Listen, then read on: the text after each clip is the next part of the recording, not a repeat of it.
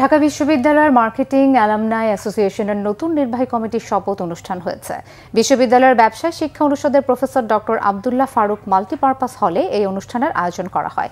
এর আগে 18 April marketing alumni অ্যাসোসিয়েশনের বার্ষিক সাধারণ সভায় 2025 থেকে 2027 মেয়াদের জন্য এই কমিটি ঘোষণা করা হয়। নবগঠিত কমিটির সভাপতি হন ঢাকা বিশ্ববিদ্যালয়ের মার্কেটিং বিভাগের অধ্যাপক ডক্টর আশরাফুল ইসলাম চৌধুরী। সাধারণ সম্পাদক হিসেবে দায়িত্ব পান খন্দকার মোহাম্মদ রাফিক হাসান।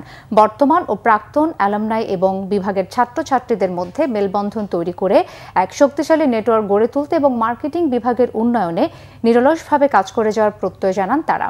অনুষ্ঠানে উপস্থিত ছিলেন প্রবীণ অধ্যাপক ডক্টর কাজী শরীফুর আলম ও ঢাকা বিশ্ববিদ্যালয়ের মার্কেটিং বিভাগের প্রাক্তন ও বর্তমান শিক্ষক শিক্ষিকা বৃন্দ এবং অ্যালামনাইরা।